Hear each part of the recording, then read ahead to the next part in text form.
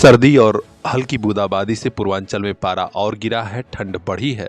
इस बीच सामाजिक संगठन प्रयास के पदाधिकारी लगातार गरीब परिवारों को गर्म कपड़े बांट रहे हैं। आज सामाजिक संगठन प्रयास के अध्यक्ष रणजीत सिंह समेत कई पदाधिकारियों ने फिर गरीब बस्ती में पहुंचकर कई गर्म कपड़े बांटे। उन्होंने और क्या कहा है, आइए हम आपको सुनाते हैं। कहते हैं कि वेद पढ़ना तो आसान है, लेकिन किसी की वेदना को पढ़ना बहुत कठिन कार्य है।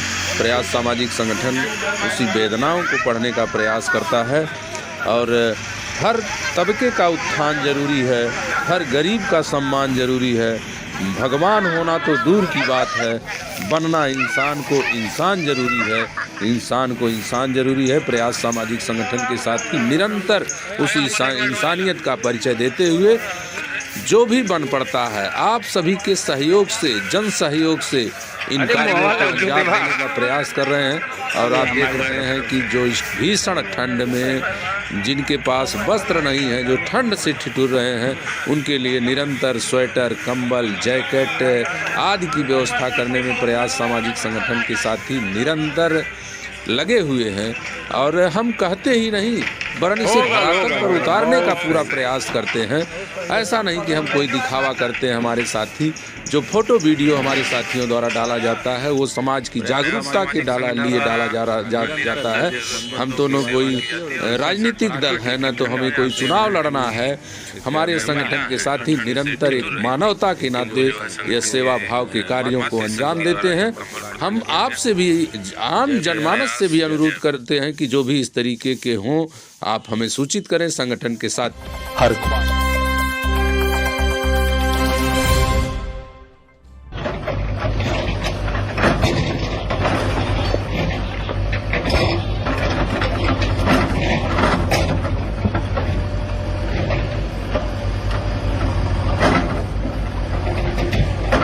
जिसका इंतजार था वही हुआ। बाबा का बुलडोजर आज गरजने लगा। कन्नौज के छिबरा मऊ में विशुनगढ़ थाना क्षेत्र के धरनीधरपुर नगरिया गांव में यहां हिस्ट्री सीटर अशोक यादव और मुनुआ का घर ध्वस्त किया जा रहा है बुलडोजर से। तहसील प्रशासन के अलावा पुलिस प्रशासन के कई बड़े अफसर मौजूद हैं और कई थानों की फोर्स बुला ली गई है। एसडीएम छिबरा मऊ उमाकांत तिवारी के साथ तहसीलदार, नायब तहसीलदार के अलावा 5 थानों की फोर्स यहां बुलाई गई है। हम आपको जानकारी दे दें कि 25 दिसंबर को ही वारंट तामीला कराने गई पुलिस पर हमला हुआ था और अशोक यादव उर्फ मुनुआ की ओर से चलाई गई गोली में सिपाही सचिन राठी गंभीर रूप से घायल हुआ था, जिसकी बाद में मौत हो गई। इसके बाद पुलिस ने कड़ा एक्शन लेते हुए अशोक यादव और उसकी पत्नी को जेल भेज दिया था और एक नाबालिग बेटे को बाल सुधार गृह। ताबड़तोड़ एक्शन हुआ है और आज मकान ढहाने की कार्रवाई हो गई है।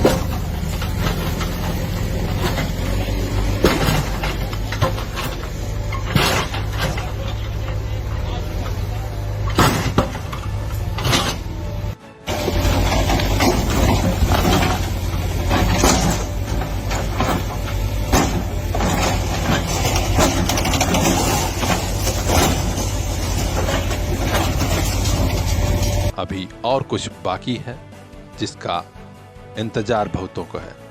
हर अपडेट हम आप तक पहुंचाएंगे। खास खबरों के लिए बने रहिए हमारे साथ, देखते रहिए PR इंडिया न्यूज। महंगाई के जमाने में महंगे स्कूल ना बाबा ना, हमारे लिए तो बस लिटिल फ्लावर नर्सरी स्कूल, जहां परिवार के 2 बच्चों की एडमिशन पर तीसरे बच्चे की पढ़ाई बिल्कुल मुफ्त। तो आज ही कराइए admission play group 2 class 5th little flower nursery school, Patkhauli, Azamgarh. English medium education, खेल खेल में पढ़ाई, योगा क्लास, डांस क्लास, और भी कई एक्स्ट्रा करिकुलर एक्टिविटीज जिससे आपके बच्चे करेंगे पढ़ाई से प्यार। संस्कार से सफलता तक की हमारी मुहिम में आप भी आइए। 2 बच्चों के एडमिशन पर तीसरे बच्चे को फ्री में पढ़ाइए। Little flower nursery school, Patkhauli, Azamgarh. 9452403857। Little flower nursery school, ताकि मुस्कुराते रहें आपके बच्चे।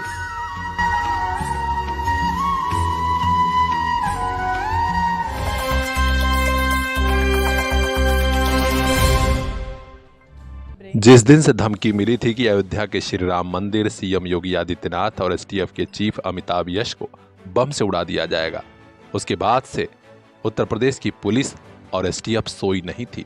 रात दिन छानबीन चल रही थी कि आखिर कौन है जिसने धमकी दिया था। तो लीजिए, अब लोगों के सामने गिरफ्तारी के बाद दोनों आरोपी आ गए हैं जिन्होंने धमकी दी थी। सबसे हैरान कर देने वाला खुलासा ये हुआ है कि भारतीय किसान मंच और भारतीय गौ सेवा परिषद के अध्यक्ष देवेंद्र तिवारी के ईमेल पर ही यह धमकी मिली थी और अब एसटीएफ ने खुलासा कर दिया है कि यह सारी साजिश अध्यक्ष देवेंद्र तिवारी की ही थी। गिरफ्तार किए गए 2 आरोपियों ताहर सिंह और ओम प्रकाश मिश्रा ने बताया कि देवेंद्र तिवारी ने ही हम लोगों से कहा था कि धमकी वाला ईमेल भेज दो, क्योंकि देवेंद्र तिवारी बड़ा नेता बनना चाहता था और सुरक्षा पाना चाहता था। इतना बड़ा खुलासा हुआ है। हालांकि देवेंद्र तिवारी अभी फरार है, लेकिन दोनों आरोपियों को पुलिस ने गिरफ्तार कर जेल भेज दिया है। यानी यूपी में 22 जनवरी तक पुलिस पल पल की खबर रख रही है, कहां क्या हो रहा है, कौन क्या कर रहा है। तो कोई भी हो, ऐसा आप भी मत कीजिएगा। खास खबरों के लिए बने रहिए हमारे साथ, देखते रहिए PR India news. UP head Anand Gupta की ये खास रिपोर्ट। जनता की जरूरत हो गई पूरी, पूर्वांचल को मिली सर्वोदय हॉस्पिटल की सौगात। आजमगढ़, मऊ, बलिया, गाजीपुर, जौनपुर, बनारस, कहीं हो आपका घर, सभी बीमारियों के इलाज के लिए पहुंचिए Sarvodaya hospital, Harbanshpur, Khorath, Azamgarh. Gynaecologist, heart specialist, neurosurgeon, सभी बीमारियों की बड़े डॉक्टर। और हाँ, सिजेरियन से बचिए, नॉर्मल डिलीवरी के लिए बस सर्वोदय हॉस्पिटल। घर बैठे नंबर लगाने के लिए कांटेक्ट कीजिए इन नंबरों पर।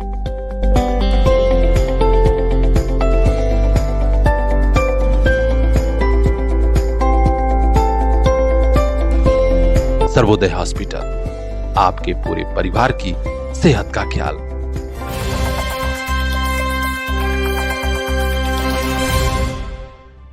बंगाली डॉक्टर के पत्नी की हत्या हुई है या फिर मौत एक्सीडेंट है, यह अब पुलिस पता लगाएगी। लेकिन जिस तरीके से घटना हुई है उससे पुलिस ने संदिग्ध मौत मानकर छानबीन शुरू कर दी है। खबर पूर्वांचल के आजमगढ़ से है, जहां बरदा थाना क्षेत्र में घटना हुई है। जानकारी मिल रही है कि बरदा थाना क्षेत्र के ठेकमा बाजार में एक डॉक्टर की पत्नी छत से गिरी और उसकी मौत हो गई। स्थानीय लोगों ने बताया कि पलाश पुत्र मणिमोहन मजूमदार ये पश्चिम बंगाल का रहने वाला है और स्थानीय क्षेत्र में एक क्लिनिक चलाता था। ठेकमा बाजार के ही रामनगर में क्लिनिक चलाने वाले इस डॉक्टर की पत्नी आज सुबह छत पर खड़ी होकर ब्रश कर रही थी कि उसी दरमियान वो गिरी और मौत हो गई। पत्नी पूर्णिमा की मौत कैसे हुई, इस बाबत डॉक्टर का कहना है कि पत्नी की इस मानसिक स्थिति कुछ ठीक नहीं थी, इलाज चल रहा था। मेरा नाम पलाश मजूमदार है और मेरे वाइफ का अभी मौत हो गई है। कैसे हुई है? और साइको का पेशेंट था सर, साइको का दवा चल रहा था उनको। कहाँ से चल रहा था? विवेक शर्मा के। विवेक शर्मा के। हाँ, कितना बजे हुआ? ये सोए थे सर, शाम घड़ी देखे भी नहीं, लगभग 7 साढ़े 7 बजे तक होगा, 7 बजे तक होगा। तो कैसा कहाँ से गिरी हैं? अब ये रोज सुबह उठ के ब्रश करते करते छत पे जाती है। क्या इनको कुछ प्रॉब्लम था? इनकी सर साइको का प्रॉब्लम था, दिमाग में प्रॉब्लम था, तो थोड़ा डर रह के दौड़ा आती थी। अब कैसे छत से गिर गए पता नहीं। बहरहाल पुलिस भी अब इस मामले में एक्टिव हुई है, कहीं पूर्णिमा की मौत हत्या तो नहीं। हर अपडेट हम आप तक पहुंचाएंगे। खास खबरों के लिए बने रहिए हमारे साथ। ब्यूरो चीफ रिंकू चौहान की रिपोर्ट, पीएन इंडिया न्यूज।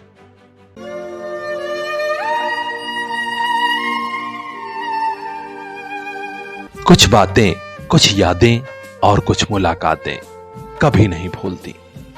आइए एक मुलाकात परंपरा के साथ। साड़ी लहंगा शूट और कुर्ती का शानदार शोरूम, नरोली रोड, सिधारी, आजमगढ़।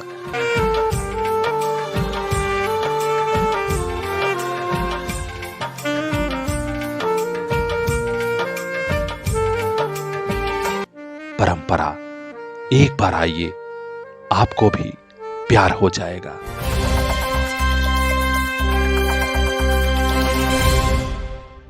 मुबारकपुर नगर पालिका के कई मोहल्ले बेहद घनी आबादी वाले हैं। पहले से ही काफी प्रदूषण फैल रहा है। रही सही कसर कुछ दुकानदार पूरी कर रहे हैं। जरा देखिए, आजाद नगर वार्ड नंबर 14 में एक दुकानदार अपना एक्सपायरी कुरकुरे चिप्स गजब अंदाज में जला रहे हैं। प्रदूषण फैल रहा है, कौन किसकी मजाल है जो रोक देगा। क्योंकि नगरपालिका परिषद मुबारकपुर के चेयरपर्सन और ईओ में खुद तनातनी चल रही है। दोनों एक दूसरे के खिलाफ ही लगी हुई हैं। न तो विकास की चिंता है और न ही फैल रहे प्रदूषण की। बहरहाल, जब आजाद नगर वार्ड नंबर 14 में दुकानदार द्वारा एक्सपायरी कुरकुरे जलाने का मामला मीडिया ने देखा तो उसे उठाया भी। सोशल मीडिया पर भी ये वीडियो तेजी से वायरल हो रहा है। बहरहाल, दुकानदार अपनी सफाई दे रहे हैं। एक्सपायरी डेटेड हो गया था तो हम क्या करें। हाँ भाई, क्या नाम आपका? मेरा नाम अब्दुल्ला है। ये कुरकुरा सारा क्यों जला रहे हो? ये सब एक्सपायर हो चुका है, अभी 15-16 दिन बचा हुआ है, इसलिए इसको जला दिया गया है। अच्छा, लगभग कितने का कुल होगा माल? वही लगभग 30-25 हज़ार का होगा। आप दुकानदार हो? तो ये पहली बार जला के और जला चुके हो? बहुत एक्सपायर होता है, बहुत जलाया जाता है। एक्सपायर हो जाता है तो बेचा नहीं ना जाएगा, इसलिए जला दिया जाता है। मुबारकपुर के आजाद नगर में ऐसे ही तमाम मामले हैं जिससे प्रदूषण तेजी से फैल रहा है। नगर पालिका प्रशासन और उसके सोए हुए अफसर कब जागते हैं, देखने समझने वाली बात होगी। हर अपडेट हम अब तक पहुंचाएंगे। ब्यूरो चीफ मोहम्मद जावेद लड्डू की रिपोर्ट, PR इंडिया न्यूज।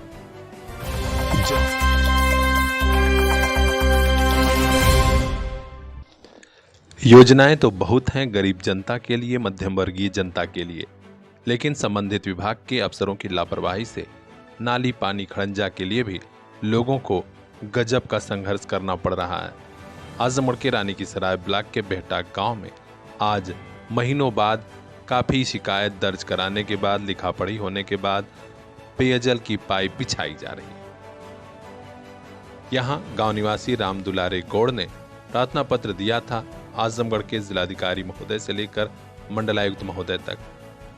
पहले तो अफसरों ने, छोटे अफसरों ने खासकर हिला हवाली की, लेकिन अब महीनों बाद मामला जब मुख्यमंत्री पोर्टल से लेकर काफी ऊपर तक पहुंचा तो पाइप बिछाई जा रही है। पूरे परिवार और गांव वालों ने प्रसन्नता जताई है और कहा है कि कम से कम हमारे गांव में भी पेयजल की पाइप लग रही है, अब साफ पानी पीने को मिलेगा।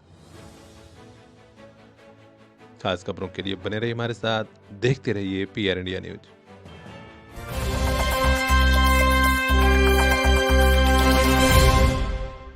2005 में हुए श्रमजीवी एक्सप्रेस विस्फोट कांड के दोनों आरोपियों को अदालत ने फांसी की सजा सुनाई है। जी हां, जौनपुर से बड़ी खबर है, नफीकुल और हिलाल को फांसी की सजा सुनाई गई है। सजा के बाद दोनों को कड़ी सुरक्षा के बीच प्रयागराज के नैनी जेल में ले जाया गया है। हम आपको बता दें कि 2005 में ही यह घटना हुई थी। इस ट्रेन में विस्फोट के बाद पूरा देश हिल गया था।